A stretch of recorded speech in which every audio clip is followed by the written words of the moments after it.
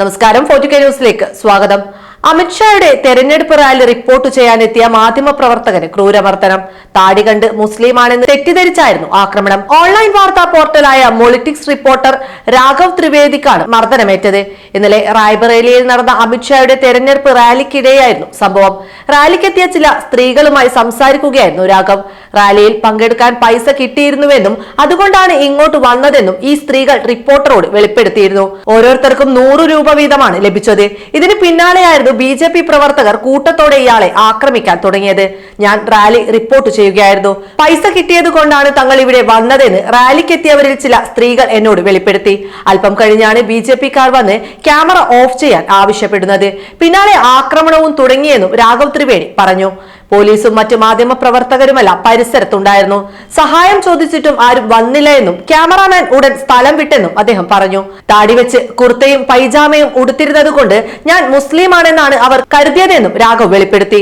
Rally നടന്ന വേലിക്കടത്തുള്ള waiting റൂമിലേക്ക് കൊണ്ടുപോയി മർദ്ദനം തുടർന്നു. മുല്ല, ഭീകരവാദി എന്നെല്ലാം വിളിച്ചായിരുന്നു BJP പ്രവർത്തകർ ആക്രമിച്ചതെന്നും രാഘവ് ആരോപിച്ചു.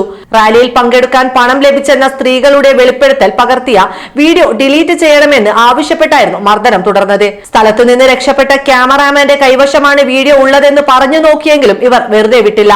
പരിസരത്ത് 50ഓളം പോലീസുകാർ ഉണ്ടായിരുന്നു. അവരാരും രക്ഷപ്പെടുത്തിയില്ല. 200ഓളം തവണ തല്ലും ഇടിയും കൊണ്ടെന്നാണ് രാഘവ് പറയുന്നത്. ശ്വാസം മുട്ടൽ അനുഭവപ്പെട്ടതോടെയാണ് അക്രമികൾ വെറുതെ വിട്ടത്.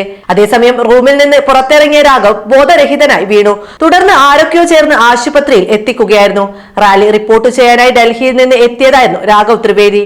റാലിക്കിടയിൽ കണ്ട ചില സ്ത്രീകളാണ് 100 രൂപ നൽകാമെന്ന് പറഞ്ഞ് ഗ്രാമമുഖ്യൻ ഇവരെ പരിപാടിയിലേക്ക് കൊണ്ടുവന്നതെന്ന വിവരം വെളിപ്പെടുത്തിയത്. പ്രസംഗം തീരുന്നതിന് മുമ്പ് ചില സ്ത്രീകൾ സ്ഥലം കാലിയാക്കുന്നത് കണ്ട് ചോദിച്ചപ്പോഴായിരുന്നു സ്ത്രീകളുടെ മറുപടി. ഇതേക്കുറിച്ച് പ്രാദേശിക BJP നേതാക്കളോടും ആരാഞ്ഞു രാഘവ്. എന്നാൽ തുടക്കത്തിൽ നേതാക്കൾ സംഭവം നിഷേധിച്ചു. സ്ത്രീകൾ പറഞ്ഞതിന്റെ ദൃശ്യങ്ങൾ ഉണ്ടെന്ന് പറഞ്ഞതോടെ ഇവർ ആളൊഴിഞ്ഞ ഭാഗത്തേക്ക് കൊണ്ടുപോയി ഭീഷണിപ്പെടുത്തുകയായിരുന്നു. വീഡിയോ ഡിലീറ്റ് ചെയ്യാൻ ആവശ്യപ്പെട്ടു. ഇതിന് വിസമ്മതിച്ചതോടെയാണ് ആക്രമണം തുടങ്ങിയതെന്നാണ് റിപ്പോർട്ടർ വെളിപ്പെടുത്തിയത്. സംഭവത്തിൽ രാഘവിനൊപ്പം ഉണ്ടായിരുന്ന ക്യാമറാമാൻ സഞ്ജീത് സാനി നൽകിയ പരാതിയിൽ തിരിച്ചറിയാനാകാത്ത 6 പേർക്കെതിരെ കേസെടുത്തിട്ടുണ്ട്.